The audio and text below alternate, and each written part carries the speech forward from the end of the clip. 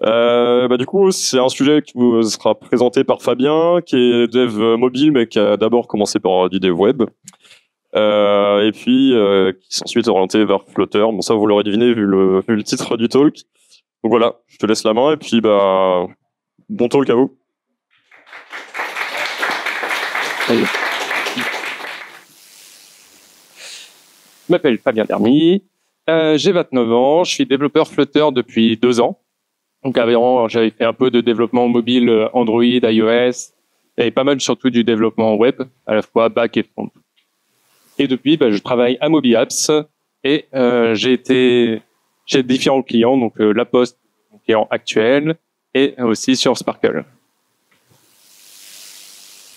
Alors, petit point sur la dette technique.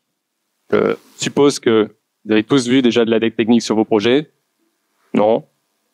Vous êtes tous des développeurs parfaits, bravo.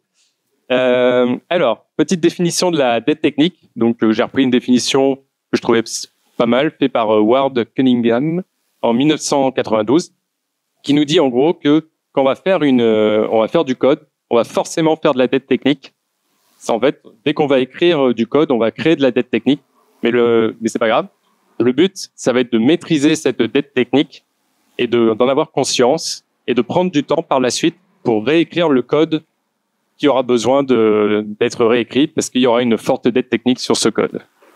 Donc, vous avez tous déjà fait de la dette technique, même si vous avez dit non. Alors, il y a différentes raisons pour lesquelles on fait de la dette technique. Généralement, c'est pas pour le plaisir. Alors, il y a 2 raisons. Donc, à la fois volontaire et involontaire. Donc, en volontaire, il y a qu'on va faire un quick fix. C'est-à-dire que quand on va avoir un petit bug en prod, on n'a pas le temps, donc on va vite faire un petit développement pour corriger ce bug en prod. On va faire un développement rapide, mais qui va pas forcément correspondre aux normes qu'on s'était fixées sur le code. Ça va être rapide et on va pas forcément repasser dessus par la suite parce que ça marche, donc allez, on continue. Le projet, qui était à la base un POC, qui devient un MVP, qui devient une V1, qui devient après une V2. Et ça va être le projet qui n'était pas forcément structuré à la base pour avoir une certaine architecture, pour avoir toutes ces fonctionnalités. Mais au fur et à mesure du projet, le POC marche bien, donc du coup on va le faire évoluer. Ça va devenir une V1, une V2, et du coup on va garder cette structure de base qui n'était pas faite pour ce type de projet, mais qu'on a fait évoluer. Donc du coup on va garder une dette technique qui était de base et qui va évoluer au fur et à mesure de la vie du projet et grossir. Des bugs bloquants qui ont de la business value, donc du coup qu'on va prioriser, qu'on va faire de la correction. Mais tous les petits bugs qui vont rester en fin de backlog, qui vont jamais être corrigés, parce que ouais, c'est un petit bug, mais bon, c'est pas grave, quoi. Ça marche quand même, l'application marche quand même. Tous ces petits bugs qui vont s'accumuler en fin de backlog et qui vont du coup, au fur et à mesure, créer de la dette technique. Il faut être de la dette technique et qui vont du coup s'accumuler. Et les fonctionnalités qu'on va mettre pour demain, donc des fonctionnalités que le client veut sur le moment, mais au final, elles sont pas forcément très utilisées par les utilisateurs. Donc on va les mettre un peu de côté, on va pas forcément les maintenir en priorité. Et au fur et à mesure, ces fonctionnalités elles vont être un peu oubliées, pas forcément très utilisées, et donc du coup, elles aussi, elles vont plus forcément être maintenues au fur et à mesure du projet. Et du coup, ça va nous créer de la dette technique. Et enfin, on va avoir des tests fonctionnels ou unitaires qu'on a mis en place au début du projet parce que c'est bien de mettre en place des tests, mais au fur et à mesure des quick fix qu'on va faire, de la correction des bugs, etc., on va les mettre un peu de côté, on va les débrancher. Et du coup, on va au fur et à mesure plus les utiliser parce que du coup les tests sont dépréciés, etc. Stick board inside that.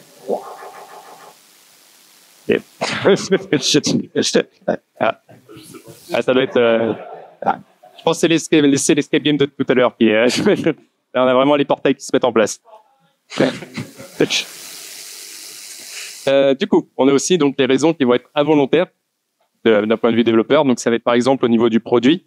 On va avoir donc la vision du produit qui va changer. Le client qui va se dire au final, tiens, cette fonctionnalité, il faudrait qu'elle évolue, ou cette fonctionnalité, on n'en a plus besoin dans l'application, on va la mettre un petit peu de côté, etc.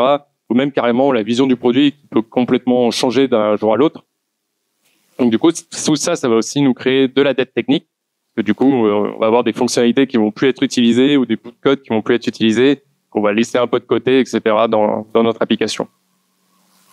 Et au niveau technique, du coup, on va avoir par exemple des librairies qui vont évoluer au fur et à mesure du projet, qui vont avoir des mises à jour, qui peuvent du coup ne plus être utilisées aussi, qui vont être mises de côté par la communauté.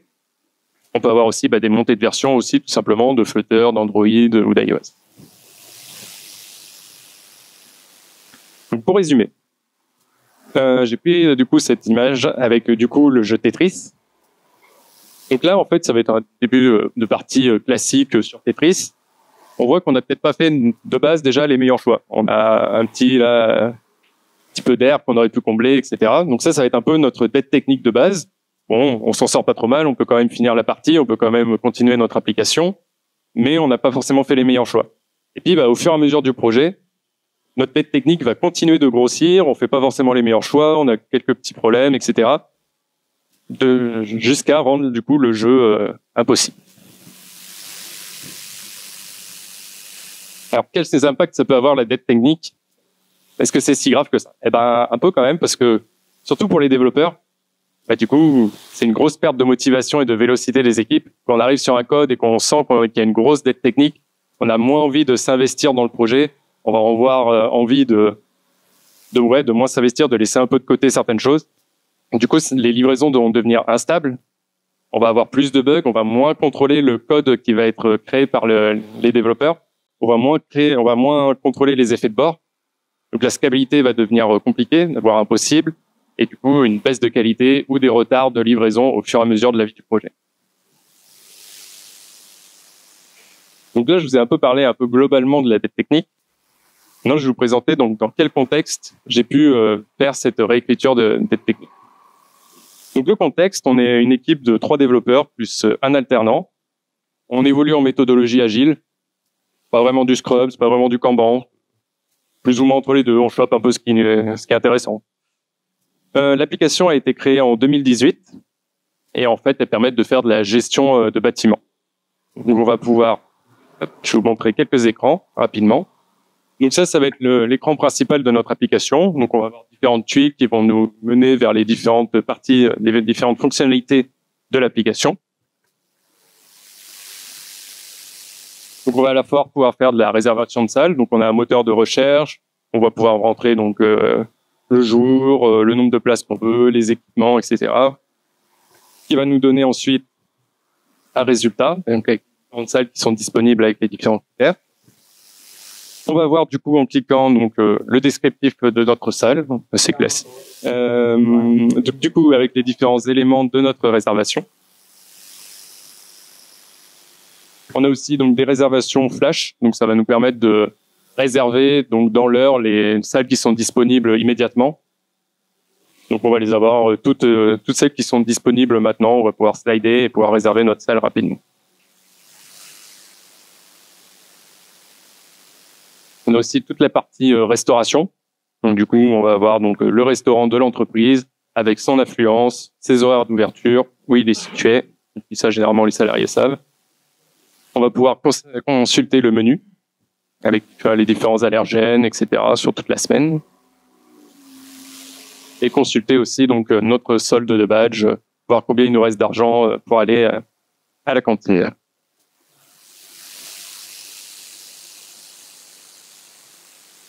Enfin, autre écran aussi disponible, on va pouvoir consulter en direct les informations sur le parking, voir combien de places on a, quel type de place, place électrique, place handicapée, etc. Donc une application, comme vous voyez, assez classique. Alors, je vais vous retracer un peu l'histoire de l'application pour que vous ayez un peu le contexte global de l'application pour comprendre comment on est arrivé à une certaine dette technique, quel choix on aurait pu faire pour éviter cela. Donc 2018, l'application est créée. Donc 2018, je ne sais pas si vous vous resituez un peu au niveau Flutter, c'est vraiment les débuts de Flutter. Flutter est même encore en bêta. Donc c'est vraiment les prémices de Flutter. C'est la première application qui est faite avec le pattern block à la poste. Donc c'est pour ça qu'on va retrouver en fait une différente vision du pattern block qui vont cohabiter dans l'application. Donc le pattern block, pourquoi? Parce qu'en fait, c'était le pattern qui était mis en avant par Google à cette époque-là. Donc du coup, on avait deux visions qui étaient mises en avant. Donc on avait le pattern block avec des streams, donc qui étaient mis en avant par Didier Bollens. Alors, comment il voit le pattern block? En fait, on va avoir donc notre bloc et on va avoir donc du coup des streams qui vont être mis à disposition via le bloc. Et en fait, on va s'abonner à ces streams-là, et c'est ces streams-là qui vont se mettre à jour et qui vont nous mettre à jour nos événements. Et l'autre vision qui a été mise en avant, c'était via Flutterblock, mis par Félix Angelov. Donc, qui est plus la vision qu'on a aujourd'hui du pattern block, où du coup, on va avoir des événements qui vont être dans notre bloc, et c'est notre bloc qui va émettre des états. Et c'est via ce bloc-là qu'on va s'abonner et qu'on va rafraîchir notre page. Donc du coup, en fait, comme on est en 2018 et qu'on ne sait pas trop quelle vision va l'emporter, même si aujourd'hui, on voit que on a plus souvent ce modèle-là que celui-là. Et du coup, dans l'application, on va retrouver cette dualité où on va déjà avoir certaines fonctionnalités qui vont être développées avec cette vision-là et d'autres avec cette vision-là. Vous voyez, déjà, on a deux visions qui vont s'affronter déjà dans l'application. Puis on va avoir un petit troisième, qui est Qubit, qui est dérivé du pattern block, mais qui du coup a une différence près que là, au lieu d'avoir des événements, on va avoir des fonctions qui vont émettre des états. Et pareil, on va s'abonner à notre Qubit et c'est notre Qubit qui va s'occuper de rafraîchir notre page et mettre à jour notre page. Et donc du coup, dans l'application, on va se retrouver avec ces trois visions. Alors c'était pas un besoin, c'était pas une envie d'avoir trois state management qui se baladent dans l'application, hein, c'était pas le but, hein. Mais le but c'était justement de tester les différentes visions et de voir quelle était la meilleure pour après réécrire toute l'application avec la meilleure façon. Mais le problème, c'est que du coup, au fur et à mesure de l'application, au fur et à mesure du projet, on n'a pas forcément eu le temps de faire cette réécriture. Donc du coup, on se retrouve du coup avec ces trois visions-là qui cohabitent ensemble dans l'application. Pour vous expliquer un peu, le Qubit, on va avoir un Qubit qui va être global à l'application et qui va en fait avoir un système de handle request pour gérer tous les appels back. Tous les appels API vont passer par ce Qubit-là, parce qu'à l'époque, on n'a pas Duo, Duo est vraiment en bêta, on n'a pas les intercepteurs, etc. Donc du coup, c'est le Qubit qui va faire ce rôle-là d'intercepteur, qui va analyser les requêtes HTTP, les retours de requêtes HTTP, et faire le token refresh ou tout ce qui est erreur HTTP de déconnexion, etc. Donc on a ces deux types de blocs, plus le Qubit qui est global à l'application. Voilà. En plus de ça, on a Build Value. Je ne sais pas si certains ont déjà utilisé Build Value ou connaissent Build Value. Donc en fait, c'est une librairie un peu comme Freeze qui va permettre de faire de la génération de code, sauf que du coup, c'est de la génération de code de modèles immuables qui vont être faits via des classes abstraites et qui vont mettre à disposition des factories. C'est un peu verbeux, ça marche très bien, mais nous on va voir par la suite qu'on a décidé de le remplacer parce que on trouvait ça un peu verbeux justement. En plus de ça, on a du coup un back qui est écrit qui met à disposition des appels back en JSON API. Alors, je ne sais pas si certains voient ce que c'est JSON API. Maintenant, on utilise plus RESTful. Alors, JSON API, c'est un enfant de Graph API. Là, peut-être certains font des cauchemars. Non, c'est bon. Okay. Alors, en fait, pour vous expliquer, on va avoir des modèles API, mais qui ne sont pas discutés entre l'équipe back et l'équipe front. Donc, c'est l'équipe back qui va mettre à disposition des modèles API comme eux, ils veulent. Et c'est l'équipe front qui va se débrouiller pour faire des jointures dans les appels back pour après construire ces modèles. Donc, on se retrouve avec plusieurs trucs qui cohabitent, le back qui est pas forcément d'accord avec nous non plus. Voilà. Pas forcément évident. On part pas dans de bonnes conditions. En plus de ça, niveau architecture, là aussi, on est en 2018, donc on commence un peu, on n'a pas forcément d'architecture non plus qui sont dominantes. Donc, on va avoir un début de clean architecture, heureusement. Vous allez voir pour la réécriture que, heureusement qu'on est parti sur un modèle de clean archi dès le début. où on va avoir donc du coup nos blocs, nos modèles, nos différents widgets, etc. Fait un bond dans le temps, on passe en mai 2022, création de l'application LBP+, donc la banque postale. Donc en fait, grosso modo, c'est à peu près la même application que Village La Poste, VLP, que je vous ai présenté juste avant. Sauf qu'en fait, on va avoir un design un petit peu différent, on va avoir de nouvelles fonctionnalités, etc. Donc on va avoir ces deux applications qui vont cohabiter dans le même projet. On continue à avancer, donc on passe en juin, mai, juin 2022. Migration Null Safety. Donc ça, bon, moi j'étais pas encore à la Poste quand ils l'ont fait. De ce qu'on m'ont dit les collègues qui ont travaillé dessus, ça a été un sacré galère parce que du coup on avait plusieurs projets qui étaient dans le même projet. On avait une architecture où on voit qu'il y avait plusieurs choses qui cohabitaient ensemble. Donc voilà, un gros projet. Enfin, on passe en décembre 2022, restructuration en utilisant la librairie Melos. Alors Melos, je sais pas si vous connaissez, mais ça permet de faire du monorepo.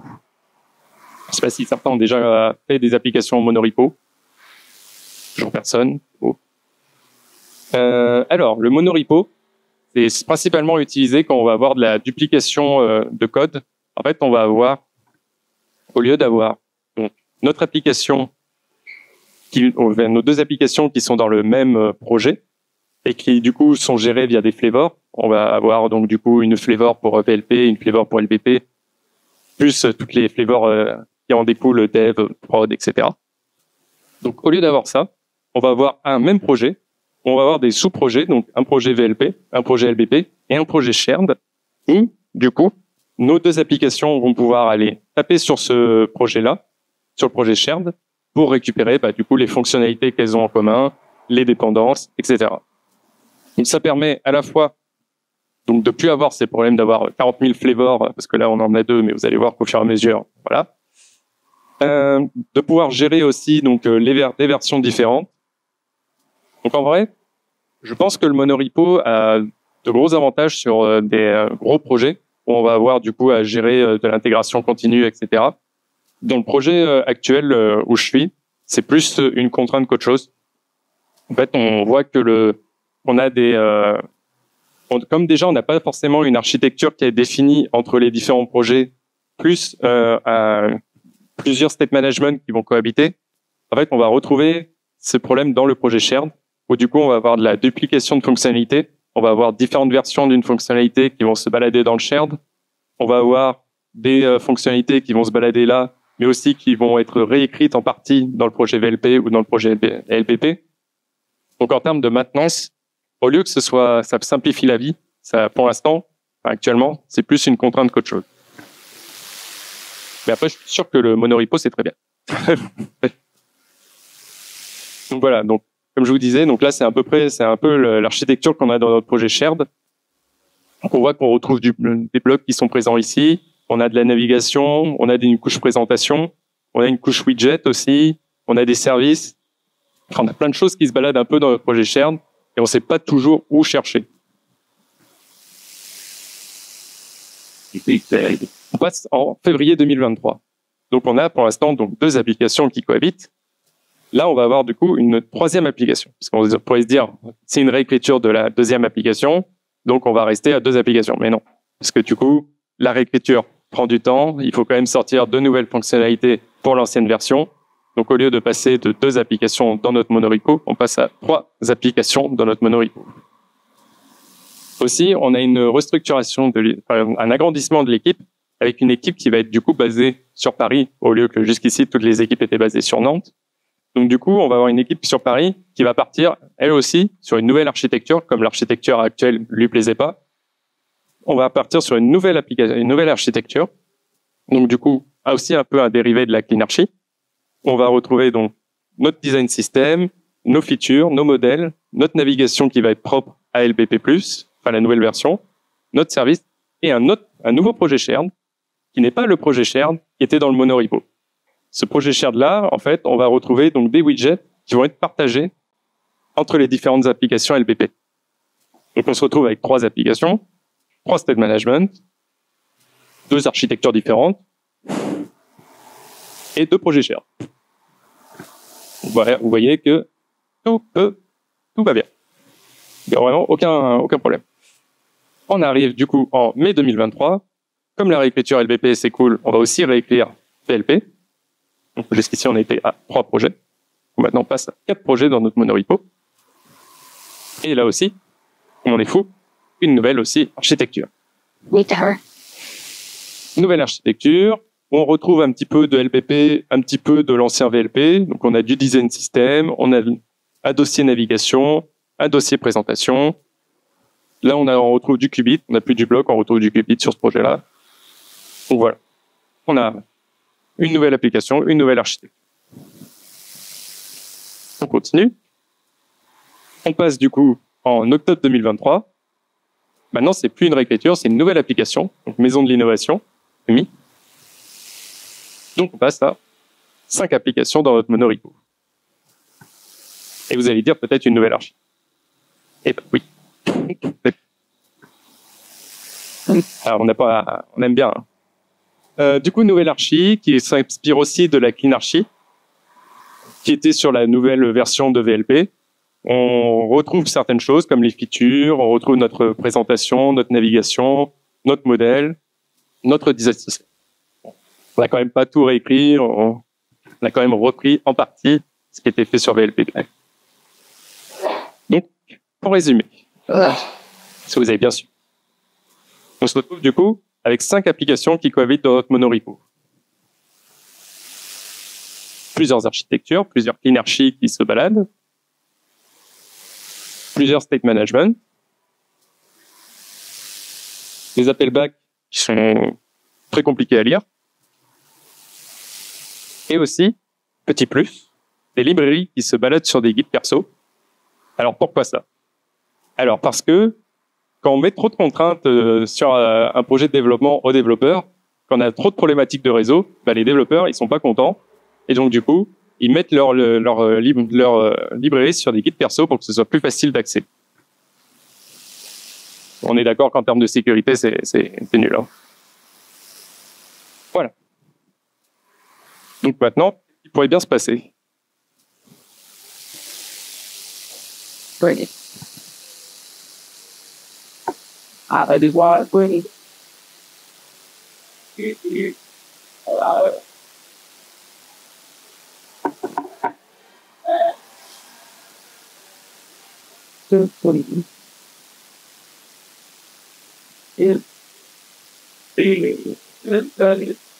I respect the geeks.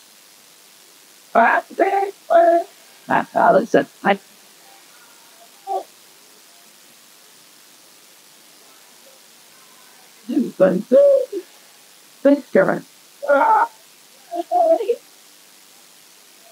the guy was there.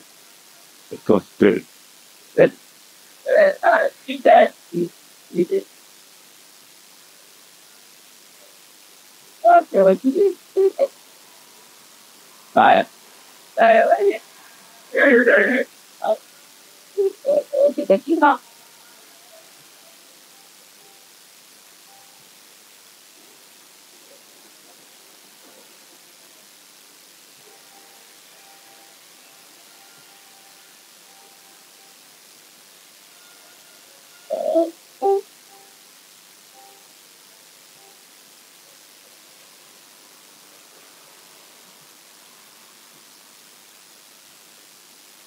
Oui. Pour éviter ce scénario catastrophe, on a décidé du coup de réécrire donc une bonne partie de l'application pour justement arrêter le massacre. Donc du coup, il a fallu faire des choix techniques, donc partir sur un seul state management au lieu de 3. Donc le Qubit. Pourquoi Qubit? Parce que sur l'équipe de dev se sentait plus à l'aise sur cette techno. Repartir avec qu'une seule archi sur l'ensemble des projets, donc une clean archi définie et qui soit commune à chacun. Un passage, donc comme je vous le disais tout à l'heure, de build value vers freeze, c'était pas forcément utile parce que build value ça marche très bien aussi. Mais c'est juste que du coup, comme l'équipe se sentait plus à l'aise avec des modèles freeze, on est parti là-dessus. Donc juste pour vous montrer grosso modo, donc là on a une classe personne qui est générée, qui est créée avec build value. Où du coup on va avoir donc, notre nom, notre âge.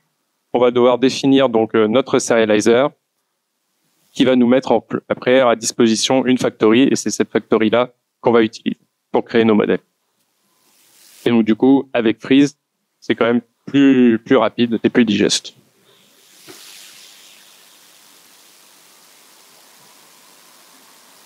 Et aussi du coup suppression donc du qubit global. Donc c'était le qubit qui était donc en 2018 qui permettait de faire du handle request, qui a été après passé dans le projet shared.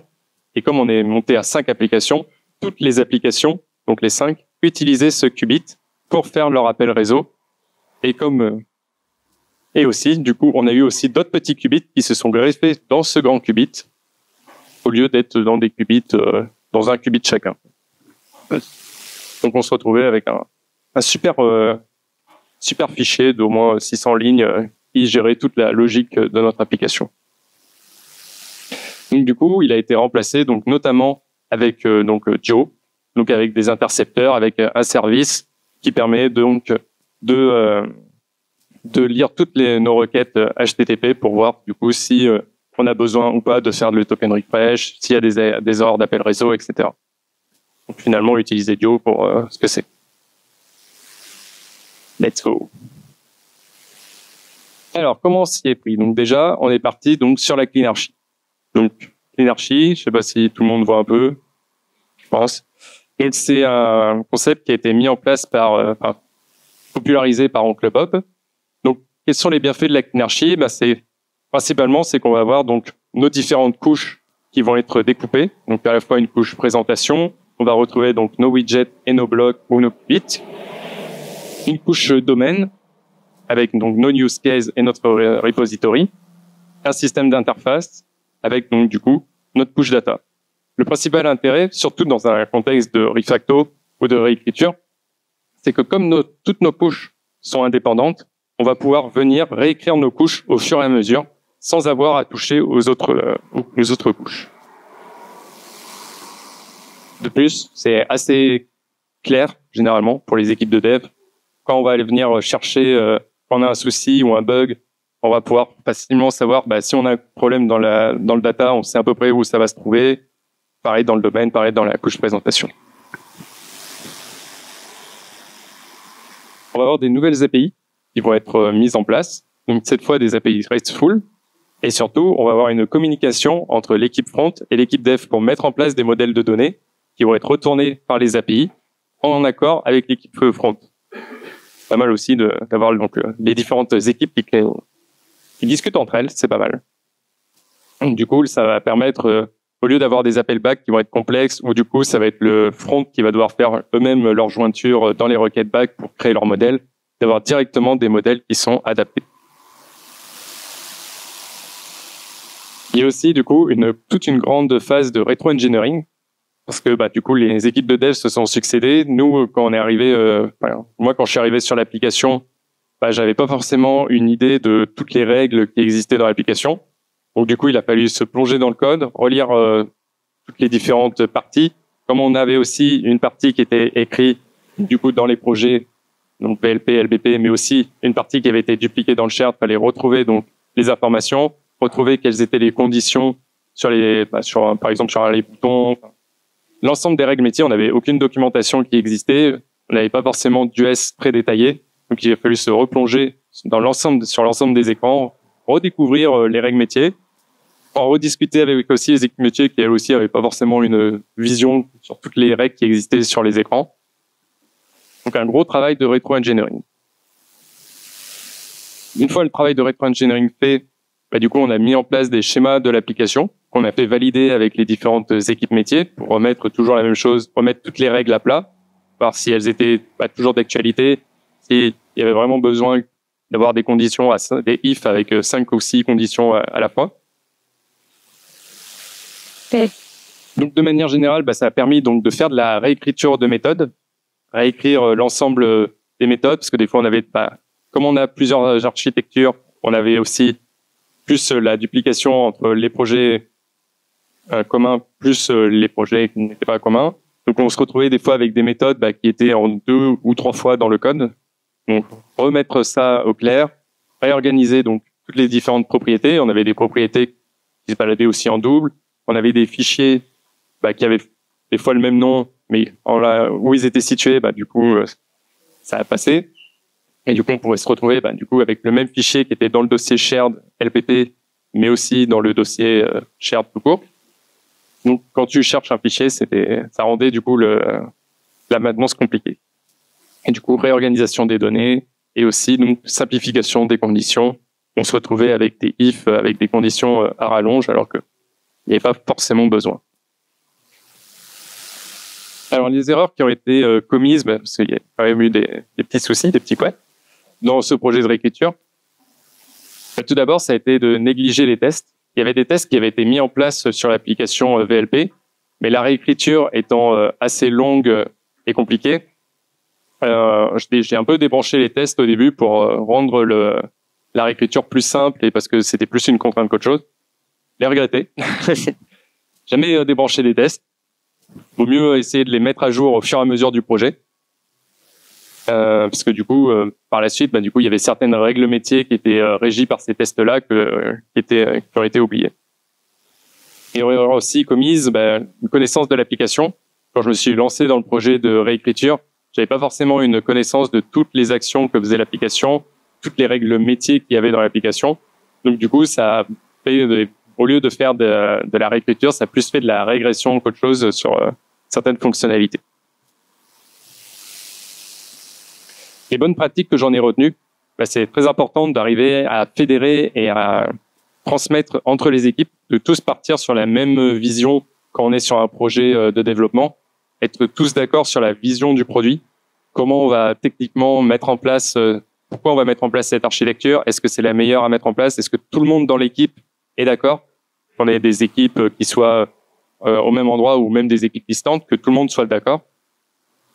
La relecture de code, très important, surtout dans un projet de réécriture, où du coup, ça va être important de voir quand on réécrit, est-ce qu'on réécrit bien, est-ce qu'on est bien en accord, même pour le développement de nouvelles fonctionnalités, est-ce qu'on va être bien en accord avec les règles qu'on a définies pour le développement de l'application, est-ce que tous les développeurs sont d'accord, est-ce qu'on va entraîner la régression ou non. Faire programming également pour qu'on soit tous d'accord sur les règles. Le temps, très important. Là, on a eu de la chance que je suis arrivé sur un projet où du coup, on avait une petite période de mou, donc du coup, on a pu vraiment mettre toutes les équipes sur ce projet de réécriture. Mais j'imagine que si on était sur un projet de réécriture et qu'en même temps, il fallait sortir de nouvelles fonctionnalités, continuer à développer, je pense que ça aurait été vraiment, vraiment compliqué. Documentation, que ce soit de la documentation des US métiers pour avoir les règles de gestion, etc., mais aussi de la documentation technique, toujours la même chose, pour transmettre entre les équipes de dev et entre les différents développeurs qui vont succéder sur le projet, quelle était la vision du produit, pourquoi ces choix ont été faits, pas forcément les meilleurs, mais c'est pas grave. Au moins, continuer à aller dans cette vision-là et pas forcément réécrire son idée.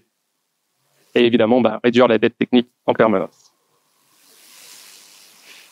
Alors, dans le futur, remettre des tests automatisés sur l'ensemble des projets. Il y en a déjà sur une des applications, mais les mettre en place sur l'ensemble des projets pour, pareil, rendre la dette technique obsolète et continuer à éviter la régression. Continuer à structurer le projet, donc reprendre une structure qui soit globale à l'ensemble des applications, que ce soit donc nos 5 applications, mais aussi notre projet commun. Avoir des pratiques de programmation définies, une architecture qui soit évolutive et flexible, donc ça notamment avec la Cleanarchy, avoir une architecture où on peut intervenir sur différentes couches sans toucher toute notre architecture du projet et pouvoir la faire évoluer de manière indépendante. Et enfin, prendre du recul quand on arrive sur un projet, prendre du recul sur l'application, sur pourquoi ces choix techniques ont été faits, continuer sur cette vision-là, pas avoir envie de tout réécrire.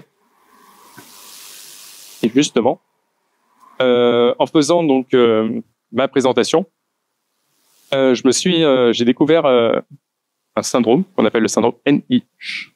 Je ne sais pas si certains connaissent. Alors, c'est un syndrome qui est assez connu, qui est assez répandu, je pense surtout sur les prestataires. Donc c'est l'expression donc not invented here. Donc c'est quand on arrive sur un nouveau projet, le projet est déjà en place, il fonctionne. C'est ne pas avoir envie de réécrire le projet, de refaire tout à sa manière ou de faire des nouvelles fonctionnalités à sa manière, même si on pense que c'est la meilleure façon. Donc pas forcément donc à chaque fois recréer la roue, plutôt s'adapter au projet. Parce que généralement on va venir sur une période de 1 an ou 2, mais le projet il va continuer au fur et à mesure. Donc pas avoir envie de tout réécrire à sa manière, s'adapter à la vision du projet qu'il y a déjà, s'habituer aux techniques qui sont déjà mises en place et continuer là-dessus, pas forcément avoir envie de tout faire à sa manière. Voilà. Et donc, du coup, je vous laisse finir en musique. Merci à vous.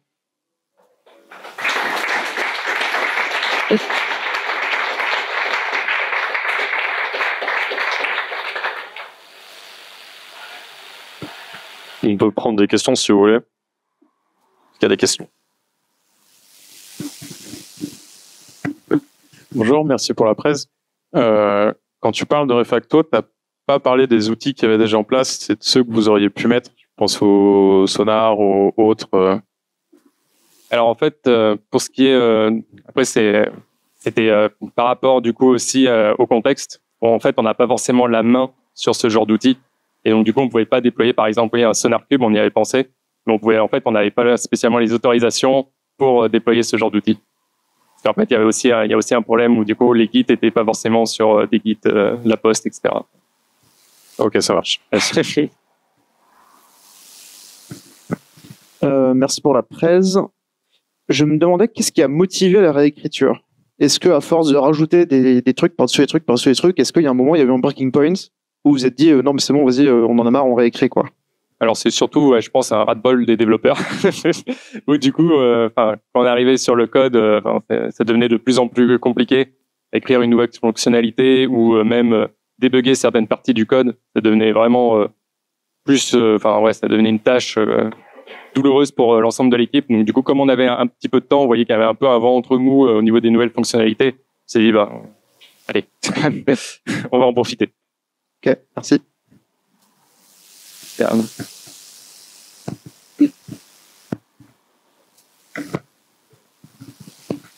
Hello, c'est assez ouf que vous ayez mis un BFF. J'ai l'impression que ça a dû beaucoup vous servir. Et du coup, c'était plutôt l'équipe front qui écrivait ce BFF, ou en plus vous avez demandé à l'équipe back de le faire pour vous? Alors, en fait, c'est une vision commune. On en a discuté avec l'équipe back, et l'équipe back a fait oui, oui, carrément. Mais alors qu'en fait, juste ici, en fait, je pense que moi, j'étais pas là en 2018, mais je pense qu'en 2018, les communications étaient beaucoup plus bloquées. Et là, ça a été un peu ouvert. Et donc, du coup, ça a permis cette amélioration-là. Mais c'est assez logique au final. Mais bon, des fois, dans certaines organisations, c'est compliqué. Ok. Et une fois que ce BFF est en cours d'écriture, de création, comment est-ce que vous, l'équipe Flutter, vous passiez commande, entre guillemets, aux gens qui faisaient le BFF pour que vous passiez les routes API exactement comme vous en avez besoin? C'est quoi un peu votre process de commande de route API? Ouais, on n'avait pas forcément de process, c'était vraiment une discussion comme ça au fil de l'eau. Nous, on leur disait en fait les données qu'on utilisait. On leur montrait à peu près donc nos modèles, et eux, du coup, en fonction, ils adaptaient leur API.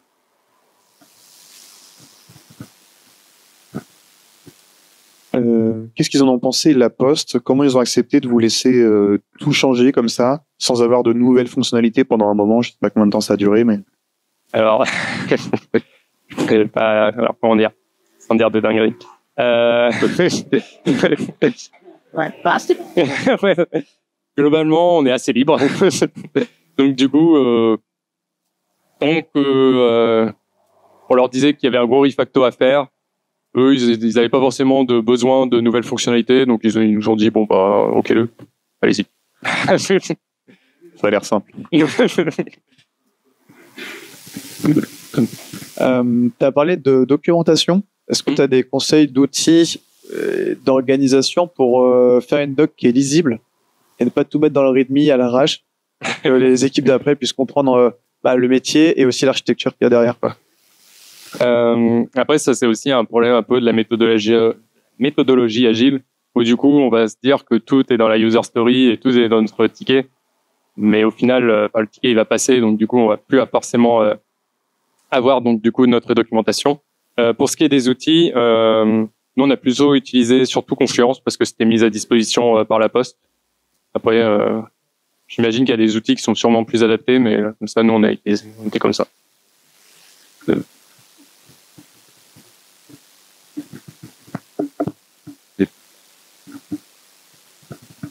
Merci pour le talk.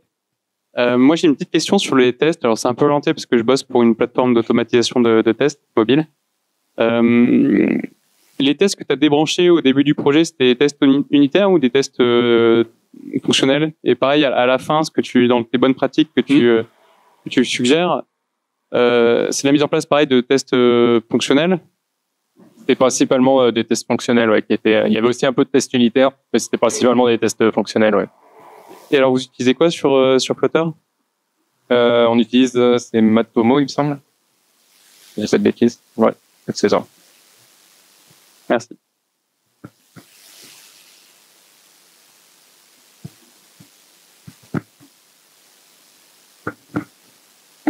Bonjour, merci du coup pour le talk. Du coup, j'avais plusieurs questions. C'est un peu en lien avec la question qu'il a posée. La clean, c'est un peu disputé, comme quoi ça peut être overkill ou des choses comme ça. Donc, tu parlais de tests fonctionnels automatisés. Sur le test unitaire, tu testais quelle couche quand tu réécrivais le code? Il y en a pas énorme, mais c'est principalement la couche d'attaque qui est testée. Ok. Et seconde question, combien de temps et de développeurs vous avez pris pour faire toute cette refacto? Est-ce que c'est toujours en cours? C'est pas encore fini. Ouais, bien sûr. Pour donner une idée, il me semble que globalement pour le qubit, donc le qubit global qu'on avait, qui était utilisé un peu par toutes les applications, ça j'en ai eu à peu près, je pense, pour 1 mois et demi, 2 mois à tout le déstructurer et tout remettre d'équerre avec un service HTTP, des intercepteurs, etc. Ok. Et en retour sur l'expérience, est-ce qu'il y a des choix qui ont été faits que toi, personnellement, t'aurais critiqué, t'aurais pas fait la même chose? Après, c'est comme je disais, c'est le contexte aussi de l'application qui explique du coup cette dette technique. Après, j'imagine que quand l'équipe de dev a fait ça en 2018, leur but, c'était pas d'avoir 3 state management qui cohabitaient dans l'application ou des choses comme ça. Après, malheureusement, c'est l'avis du projet. Après, moi personnellement, c'est un peu les choix qu'on a fait, partir sur Qubit parce que je me sentais plus à l'aise sur les autres projets. J'avais déjà fait utiliser ce state management là. Après, ça m'a permis aussi de voir certaines limites entre guillemets de Qubit, notamment sur une des pages où on a du debounce, etc. Où du coup là, il vaut mieux repasser en bloc parce que c'est le but de bloc que de rester sur du Qubit. Donc voilà. Après, les choix techniques globalement, c'est ceux que j'ai présentés. Moi, je serais parti à peu près sur ces choix-là. Ok, merci. Et en nombre de développeurs sur la refacto, on était 2 ou 3. Ok, merci beaucoup.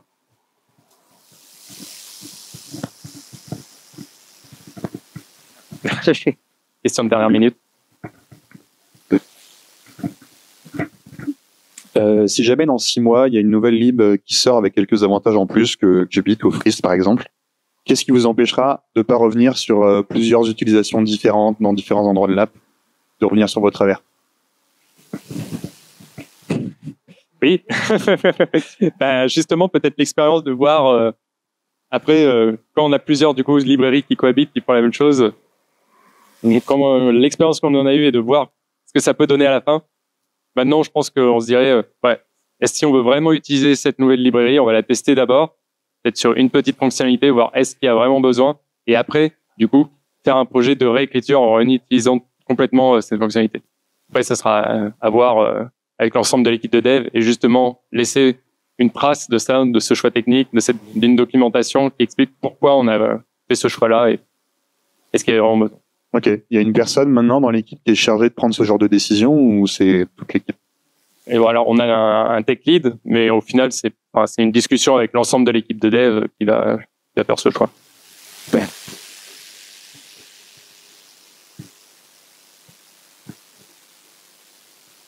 C'est tout. C'était bon, du coup, pas d'autres questions? Ok, bah, on peut s'arrêter là. Merci Fabien. C'est vous.